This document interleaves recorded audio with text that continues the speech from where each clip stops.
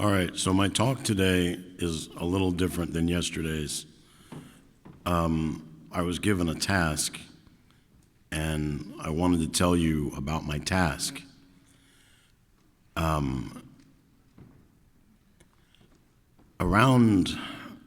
was in the 90s, I was a high wizard, and I went to an abortion mill to do an abortion. And I arrived with my entourage. On our side of the street is a satanic biker gang.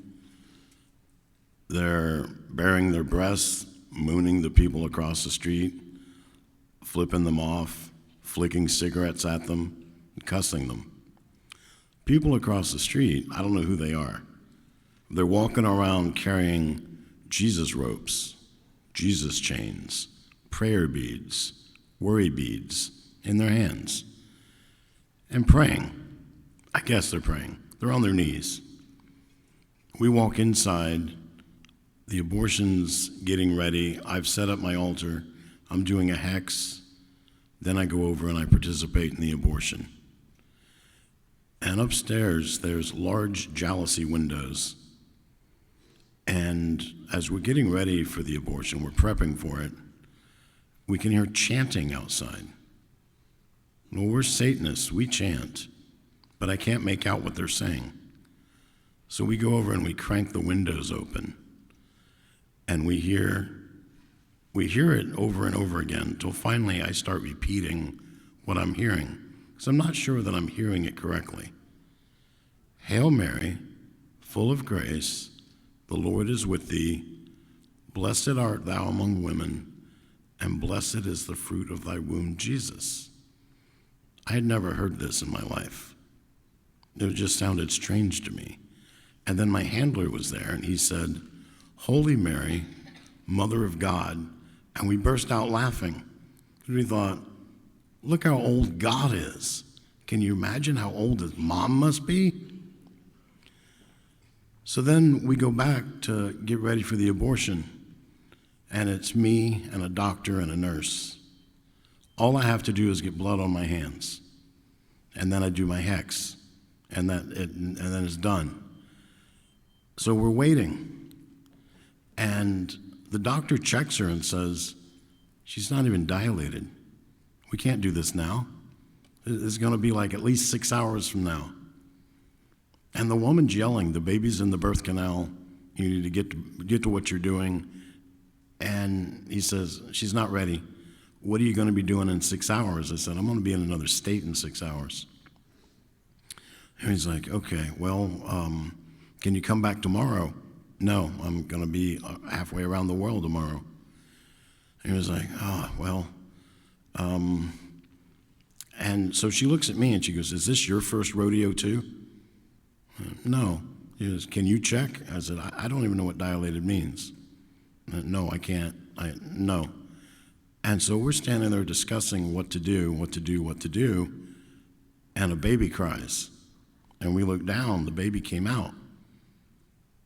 Well, then an attorney comes in and a social worker, and they work on cleaning the baby up and getting him adopted by a non-Satanist. And then I go back to the office at a different time, and I pull all the files on all the failed abortions. What is the common denominator?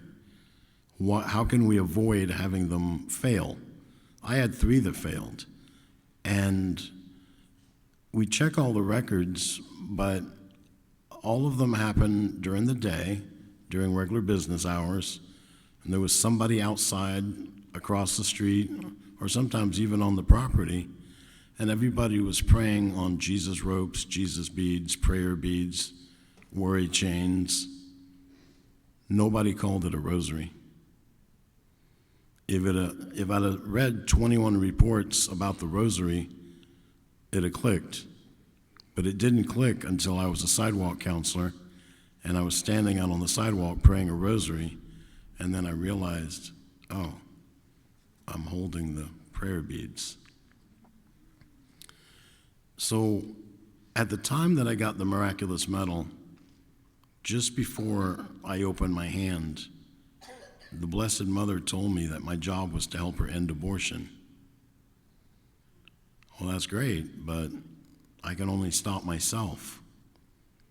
So I started going to adoration. I went to Mass the next day, and after I'd been there a couple of times, this woman told me about perpetual adoration. I didn't know that such a place existed. I can go see God anytime. Is there like a sign-up sheet for that? Do I have to put in my name and then 6 months they'll tell me your window of opportunity is 4 hours on Tuesday, and if you miss it, you got to wait another 6 years? And she goes, no, you can go anytime you want. And I was like, I'm not buying that. There's a line to get in to see Elvis, and he's been dead over 40 years.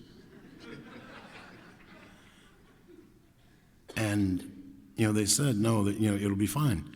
So I get there. Shock number one, the only other car in the parking lot is mine. So there's 2 cars in the parking lot. There's no line to get in. And we open the door to the chapel, and it's me, my ex-wife, some woman, and Jesus. This woman looks up like a deer in the headlights and starts packing her stuff as fast as she can go. Like if this was an Olympic event, she got gold. And she said, you can't leave till someone else comes in. And bam, she's out the door. And I thought, why would I leave? I'm in a room with Jesus. That became my regular hangout. I started going there anywhere from 30 minutes to 18 hours a day. Some days, my ex-wife would have to drag me out. I'm like, can't you see Jesus? He's right there. I don't want to leave. I have to turn my back on him and walk out. I started walking out backwards because I didn't want to turn my back on him. And one day, I'd been in there for about 6 weeks, and I said, dude, I was brand new to the Catholic thing. I didn't know. Dude, and he answered me when I would say that. Your mom told me that I was supposed to help her end abortion. I don't know what she wants me to do. I don't know what to do. I can only stop myself. So he told me to wait a minute. And I waited a minute. And the most beautiful woman I've ever seen showed up. And what she said was very short, but very profound. She said, use what you know. And she left. I was like, use what I know. Well, I know abortion is a satanic sacrifice. So I decided I would make a DVD called Abortion is a Satanic Sacrifice. And I started studying everything and researching everything that I knew and bringing back memories and writing out a script.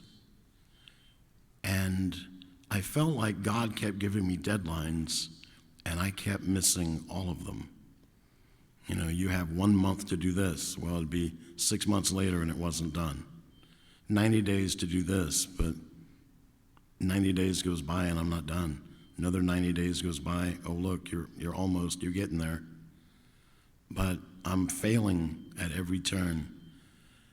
And then when it was time to actually put it on film, we had contacted 6 companies, 6 Catholic companies that said they could do the graphic design that we needed, all the artwork that we needed, the animation that we needed. And then when it came time to do it, each company, one at a time, said, oh, we can't do that. We don't have the schooling for that. Oh, that took classes that I didn't take. I don't have the skills that you need. I don't have the knowledge to do that. I'm sorry that you thought we could do it, but I don't think we can. 6 companies that are Catholic that all swore this is easily within our wheelhouse suddenly couldn't do it. So it went from being a DVD project to being a CD project. And again, how am I going to get this done? I'm failing. And I keep writing it. And then there came a time when I needed Bible verses. I wanted specific Bible verses. I'd heard them all, but I didn't know where they were. And I prayed to God about it. I went to Mass that morning, and the Bible verse I wanted was in today's homily. So I wrote it down. And then I was going to daily Mass. The next day, I came in, and he mentioned another Bible verse that I wanted. So I wrote it down. And it was like every day for almost a month, every day at Mass, the priest would mention the Bible verse that I wanted. I didn't talk to the priest. I didn't tell him what I was looking for. More importantly, I did tell God. So God told his priest. And I was getting all my Bible verses. And I found everything. But I'm still having this issue. I'm not finishing. You know, I know that it's a script and I've got stuff to do. And I wrote and I wrote and I wrote. And it took me 3 years to write it all. And at the end of 3 years, I looked up how much is it going to cost to record it in a professional studio. And remember that I'm blind, so I can't read the script. It's my ex-wife's voice on the CD. And she missed her calling, that she should have read like books on tape for a living because she sounds wonderful. And I'm looking at the cost. It's going to cost me about $6,400 to record it and to make 1,000 copies. And we find the paper that it's in, the case is called an Echo Wallet. We thought that one looked the best, and it was very economical to make it. And it's got so much information, it's going to end up being 2 CDs. And it's basically, to hear it on the disc, it takes about 2 hours and 42 minutes to be read. And this transcript is done, but now I'm looking at the cost. You know, at that time, everything I sold on my merchandise table was $3 for a CD or $5 for a DVD. And the reason we did that is because I've been to so many conferences where everybody's merchandise is $20 for a CD or $20 for a DVD. And if you came in there with $20, you can get one item. You know, and I wanted you to be able to afford everything on my table. If you came in with $20, you could get 7 CDs. You know, I made them myself. So they cost me 16 cents a piece to make. And then I sell them for $3 and $5. And if somebody comes up and they're really poor, you know, some people just can't afford anything. They'd love to have it. It would do them good. It would do their family good. But they don't have $3. Well, here, take one of each. You can just have it. God will reward me later. If not here in heaven, it's fine. Just take it. So we gave a lot of them away. And then I'm selling stuff for $3 and $5. I went to adoration. And I was like, Jesus, I sell my materials for $3 and $5. Do you know how much of that I have to sell to equal $6,400? I'm never going to sell enough. So, you know, prior to me finishing, I had told Jesus, if you want to send somebody my way and say, God told me to take over your project, I'm fine with that. I'll hand them all the work that I've done, all the research, and then they can finish it. But he never sent that person to me. So then I got to this point, and I said, you know, if you want to send somebody else my way that can pay for this, that'd be great. Or just tell me that I failed you all the way around and I never got to put it out. And maybe one day I'll win Powerball or something and I'll put it out then. And so that was Sunday. We went to Mass and went to adoration, had a good long talk with Jesus. And then I went about, running the ministry and doing everything that I was doing. On Thursday, this guy called and he left a message. And he said he wanted to give me a donation. Could I call him back? So I call him back, and his name is Mike Fowl. And Mike Fowl said that he wanted to send me a check. Where can he send it to? And I said, we have PayPal on our website if you'd rather do that. And he says, I don't trust those new fandangle things. He says, I like to send checks. And so I gave him my P.O. box. And he said, oh, do you know why I'm sending you a donation? I went, no. He said, I was in adoration on Sunday. And Jesus told me to send Zachary King $7,000. So I'm sending you a check for $7,000.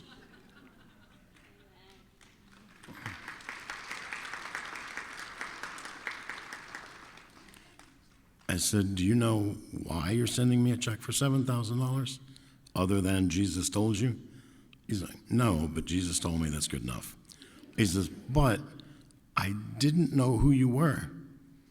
And so I contacted my friend Mike Fields. I said, oh, I know Mike. And he says, I said, do you know Zachary King? He goes, yes. He says, what can you tell me? He's very holy. Don't believe that. He's very holy, and he's got a wonderful ministry. But if you want to know more about him, you should call Father Anthony Gramlich. And he's the rector of the National Shrine of Divine Mercy. So they called him. He was my spiritual director at the time. And he told them about my pro-life work, about what I do, where I came from. And so then he agreed that he would give me the $7,000, and he felt good about it. And then I told him that I was in adoration at noon on Sunday. And he goes, yeah, me too. I said, I told Jesus that I needed $6,400 to finish a project. And he says, well, I'm sending you $7,000. Okay. Well, thank you very much. And we get the money. My ex-wife does the recording. We get the CDs, and we make 1,000 of them. And that was we made them the weekend or the week of Thanksgiving 2015. So we got them in December. January was the March for Life, 2016. And I went, and I gave away 900 of them.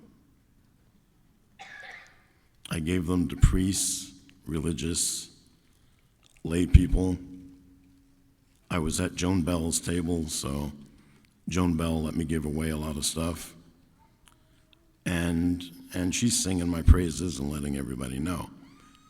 But, there's 600,000 people there, and I could only affect 900 people. Also at this point, if I sold the final 100, I don't have enough money to buy another 1,000. And I called my friend Mike Fields, and I said, what do you think I ought to do? He said, I would just call Mike Fowl back and ask for another $7,000. I said, I appreciate Mike Fowl's $7,000, but I don't know how much Mike Fowl is worth. And I don't want to, he had enough money to give me $7,000, but he still could be on a fixed income. He might be able to make one donation a year or one every 5 years, and maybe I'm the one that got it. So I feel bad about asking him again. And he said, do you know how much Mike Fowl, so you don't know how much Mike Fowl is worth? No, I have no idea. He said, he's worth $200 million. Ask him again. So I called Mike Fowl, and I told him what I did. I said, I obviously don't have the business savvy that you do. And I gave away 900 copies. And he asked me how much the copies were. So I told him what they were, and that if I got like $2,000, just over $2,000, I could get another 1,000 copies. And he says, I'll tell you what I'll do. I'll give you another $7,000. Make as many copies as you can. He said, at some point, these are going to take off, and you're not going to be able to keep up with supply and demand. And at that point, you're going to need a large loan. So what I'll do for you is that I'll give you a large, no-interest loan, and you can buy as many as you need. You probably need a warehouse. You'll need workers. You'll need to be able to pay salaries. So I'll give you all that. And then as you're selling everything, you can pay me back over time. You know, God takes care of me. That point has never happened. But I got the 7,000 and I made 3,000 copies. And you know, I started putting those out, distributing them. We were selling them, and I would take them to events and I would sell them. And you know, I have a lot of interviews, and I've had a lot of conferences. So I take them to my conferences, and I do them. You know, I promote them in all my podcasts and all my interviews. And then so many people ask me for the book, the transcript. I was like, but you can just pop in the CD and listen to it. That's the transcript. It's so easy, just listen to it. I'm like, no, we'd rather see it. We'd rather you make a book out of it. So I was like, okay. So it came out, you know, in 2015 as a CD. I got ready and I made the book, but there was stuff in the CD that I was going to put in it, but I felt weird about putting it in. I thought somebody might have a problem with these things, so I left them out. But then when I made the book, I thought, I want to put these in there. There's just a couple of little tidbits. Something like Einstein's definition of insanity is doing the same thing over and over again, expecting a different result. That's how we fight abortion in this country. We send a bunch of people to march and we write new laws. And then the next year, abortion's still legal. So what do? We send more people to march and write new laws. And then the next year, abortion's still legal. So what do? We send more people to march and we write new laws because it didn't work at all the last 2 years. Let's try it again. And it doesn't work again. And we've done it for 50 years. Tell me, how many abortion mills has marching in Washington shut down? Anybody know? 0. Now you have to march to show that that's unacceptable, that the taking of human life is not something we can condone. But you can't keep marching and writing new laws and thinking that you're going to win in a spiritual battle by fighting physically. That doesn't work. That's not how spiritual warfare works.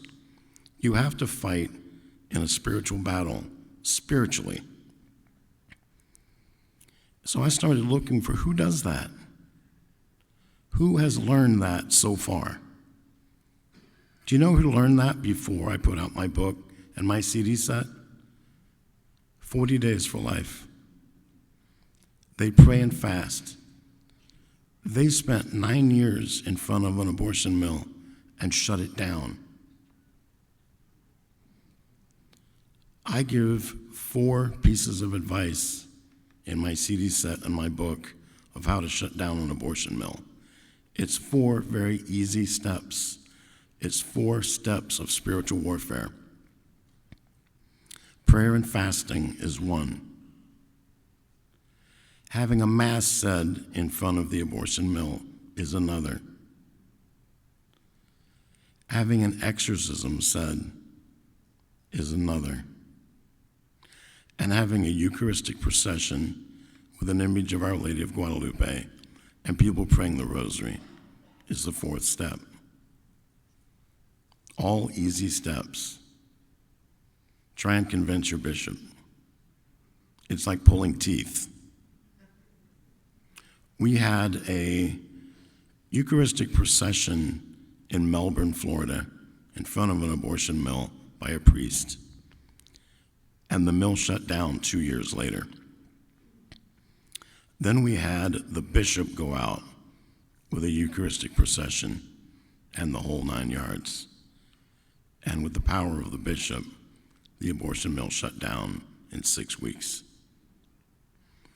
We had 4 priests that would go in Rockford, Illinois, each hitting a different corner of the abortion building. Each one would be holding a rosary in his hand, so he looks like he's praying, but he's in reality saying an exorcism prayer. That shut down in under 2 years. Prayer and fasting, that was 40 days for life. They pulled that off. And the masses, I gave this idea, there was this woman that called me one day, and she was possessed. Now, how do I know she's possessed? She's screaming at me in 4 different languages at the same time in 4 different voices. She tells me that she went into a church, she sat on the pew, she was crying. These women came over to her to ask her what she needed. She said she wanted a priest. And they said, "Oh, you don't need a priest, you have us." And they started trying to pray over her. And she slid from one end of the pew down to the other. Her feet were not touching the floor. She slid on her butt all the way down. Then she got up and ran out of the church. She ran to the rectory, banged on his door, and screamed at the priest. He wouldn't unlock the door, and he said, "I'll pray for you." And he closed the door. She's screaming into the phone that he abandoned her. I said, "He didn't abandon you. He said he'd pray for you. But if you came to your door, wouldn't you be scared of you?" So she said she needed an exorcist. I said, "I'll take care of it. It might be a couple of days. I'll call you as soon as I can." And I called my friend Terry Barber. He's one half of the Terry and Jesse show.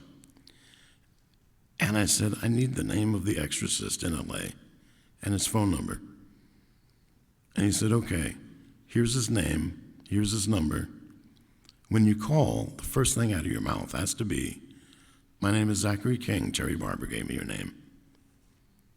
Otherwise, he's not gonna answer the phone anyway, but he's not gonna call you back if you don't say those things." So I called him, I left a message that I had a possessed woman and I needed his help. He called me back the next day and he said, "How do you know she's possessed?" And I said, "Because she yelled at me in 4 different languages at the same time, 4 different voices." He goes, "Yeah, that's a sign." So he takes down the woman's phone number and her name, and I described what was going on with her. And he says, now at this time, he's the main exorcist for LA. And he says, "I'll work her in this weekend." I was like, "Dude, I can't imagine how busy you must be. How can you possibly work her in this weekend?" He said, "I owe you a favor." I don't know you. What do you owe me? He said, "I've been fighting the abortion industry for 20 years. And then Jesse Romero gave me your CD set, and I realized I've been fighting the wrong way. We have this abortion mill that does 77 abortions a week. And we got a parishioner that would pull into the parking lot. There's no microphone for a Q&A, so you still have 15 minutes. my parishioner would pull up into the parking lot and wait for a spot to open in front of the mill. And then when it opened up, he would pull into that spot and he'd call me. And I'd arrive there and I'd get out of my car and walk over to his van. And I'd climb into the back of his van and I would say a mass back there. And I would do prayers of exorcism. And then I would get out and I would leave.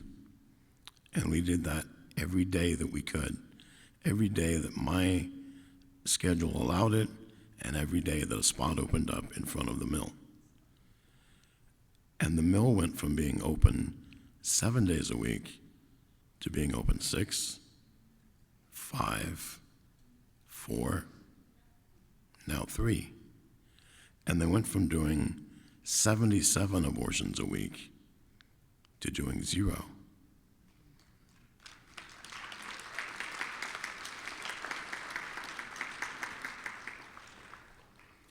I told this story in Washington and Maryland in 2018 at Defend Life with Jack Ames.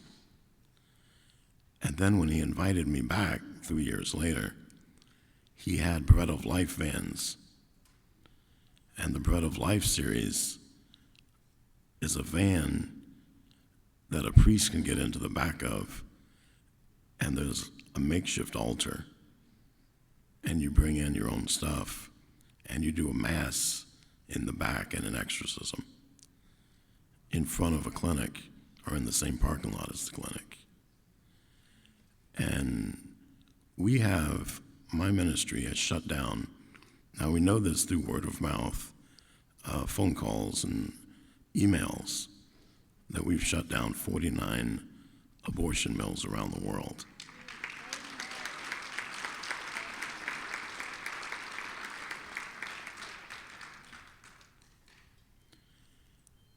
And the book has gone a lot further than the CD set, and I will autograph my book. I will autograph the CD set too, but it's harder. And I finally feel like I'm making up. This is my reparations for the 146 successful abortions. I even, in my CD set and in my book, I named my children. I named 146.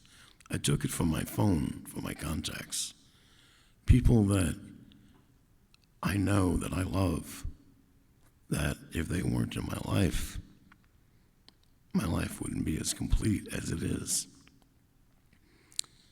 And I deprived the world of 146 people that I had no right to do. But the average abortion mill murders 1,500 children a year. And I've shut down 49 mills. That's almost 75,000 children a year. And that's a mighty good feeling.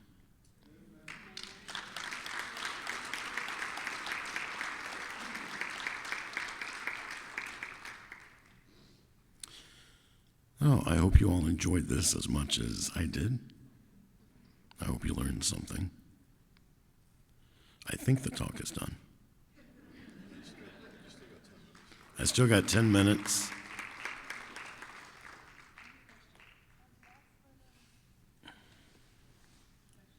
You want to do the questions? I'll come closer and ask you. I'm here. I had to get my running shoes. Okay. Patrick, I'll get the other microphone. Hey, Zach. Hey. Tommy. Can you raise your hand if you have a question? Thank you, Craig.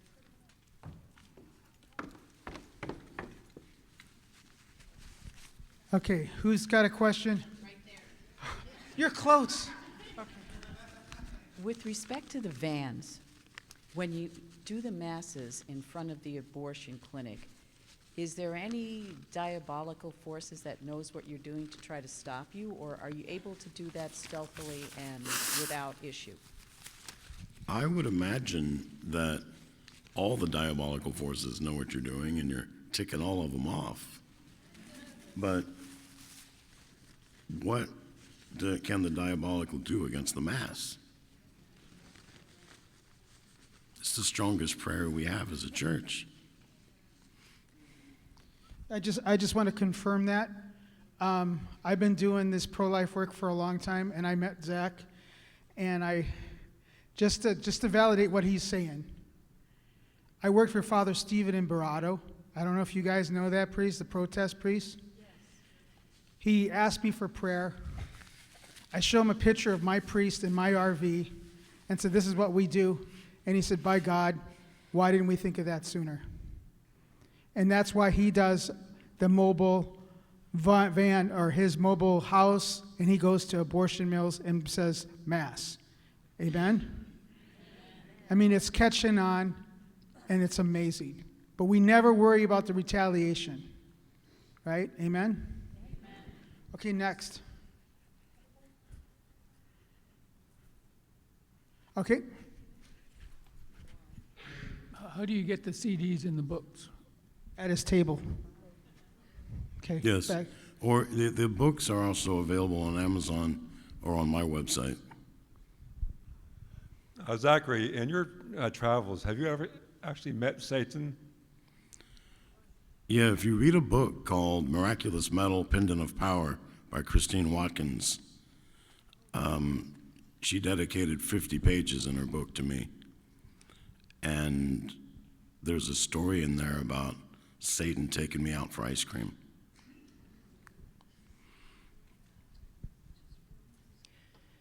Zachary, I'm wondering what your thoughts are with how to combat the rising use of the abortion pill. It's the same way that we combat everything. It's the abortion pill is still spiritual warfare because it's abortion. So you're going to defeat it with prayer and fasting.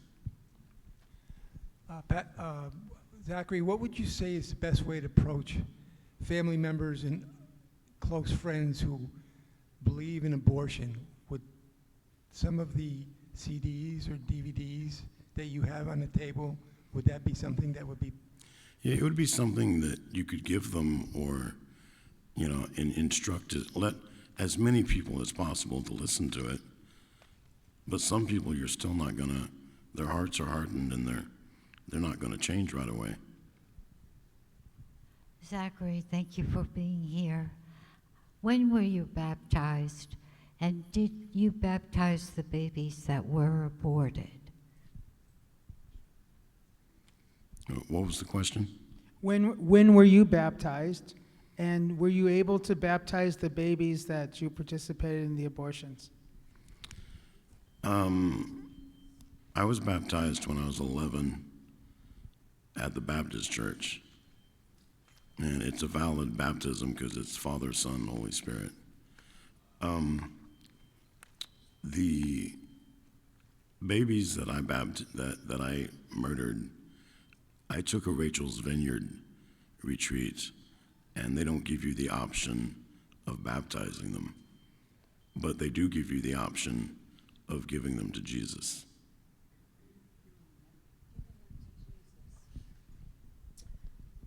Zachary, just two things is today, by the grace of God, Marco Rubio introduced a bill on the abortion bill saying that the water is being affected by these abortion pills. So we have to pray on that bill that we stop the abortion bill because the aborted fetuses are going into our water system.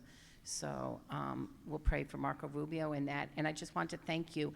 There was one line that you left us with yesterday that was beautiful about the aborted babies being our biggest, Satan's fear is the aborted babies are our biggest prayer warriors. And I just thought that was such a beautiful visual. Yeah, it's funny that Satan's afraid of a baby.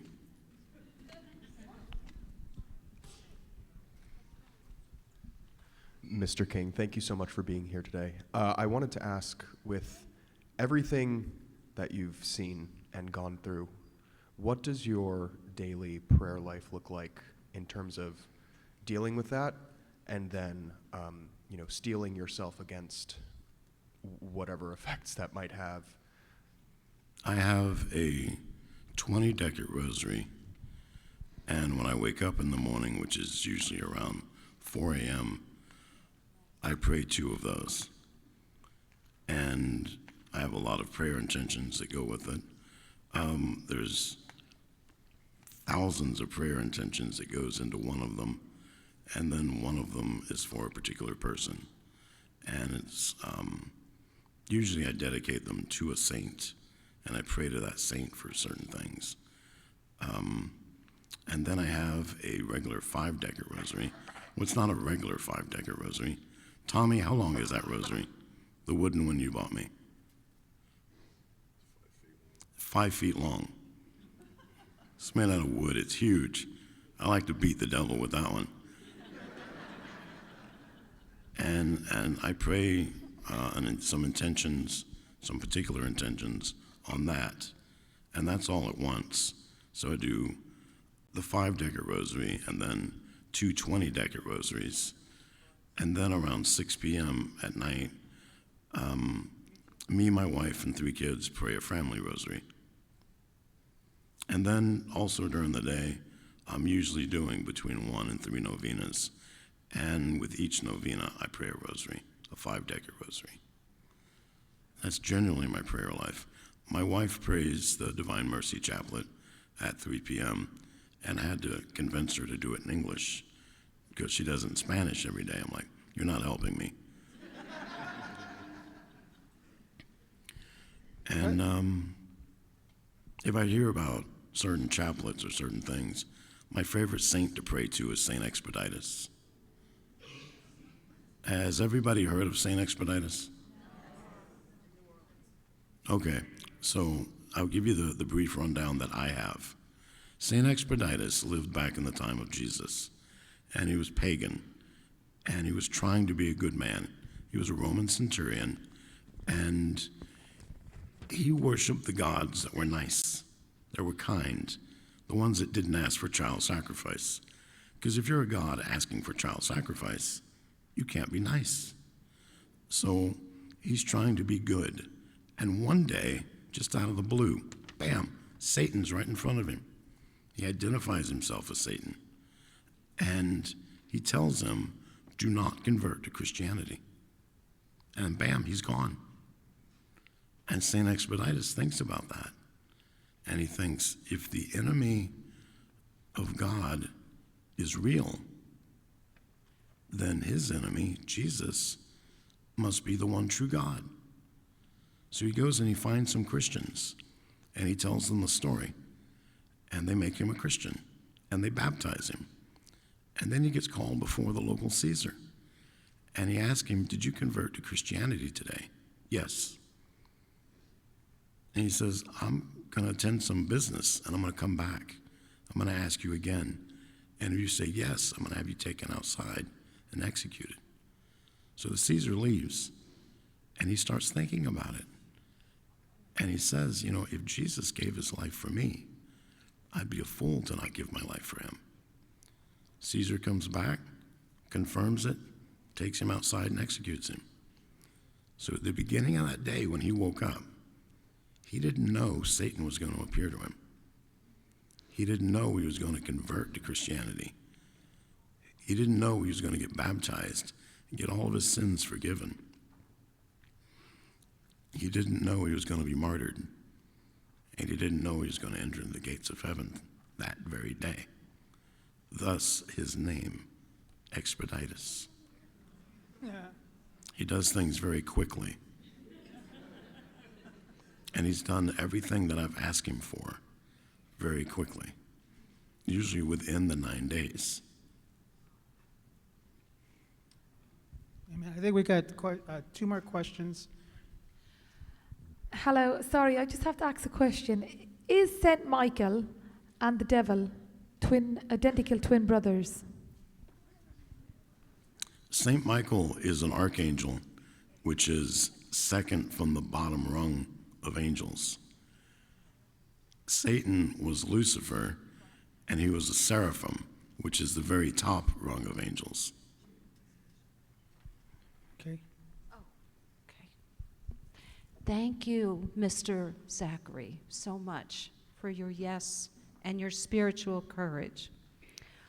In the state of Florida, we're a little shocked right now. I left some brochures on your table, and maybe Guadalupe told you about this, but there's an Amendment 4 to the Constitution that's going to be voted on in November that will allow abortions up to the full term by a quote-unquote healthcare provider, which could mean a lot of different people. And also not to ask parents' permission for minors, just to inform parents what's going on. So my understanding, and don't quote me, is that Planned Parenthood is going around the country doing this, and they found the solution through this legislation, and they tested it in Ohio, and it was successful, and now they're bringing it to other states. So I ask you and everybody else to pray for the state of Florida and all the states, because it breaks my heart. But do you know about the Rosary of the Unborn, the actual rosary beads? Yes. Do you have a set? Yes. Okay, good. We were going to give you a set if you didn't have one. So God bless you and thank you. Tommy, do you have one? I do not. Okay, Tommy there you could go. use one. Tommy's got one. Thank you, Jesus.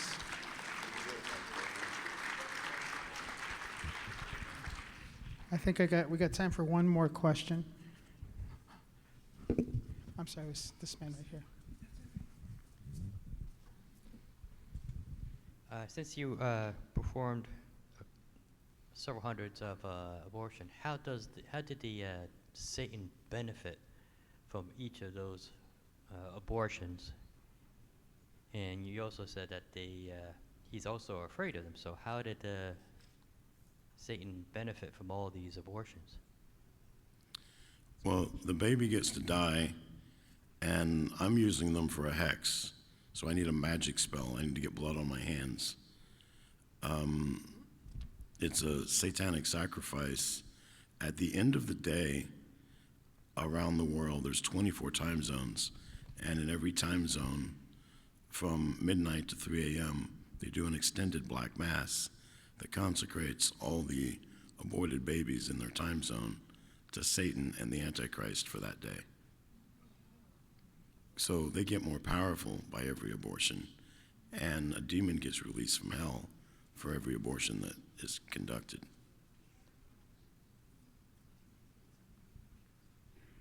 There's a question here. People want to understand what a hex is. It's the strongest magic spell that a Satanist has. I mean, there's the basics of every magic spell is a skull, a knife, a parchment, some words written on it, black, white, and red candle, incense, and then anything that you add from there is your little accoutrements that you need to add to your magic spell. But in the hex, it's the magic spell plus an abortion.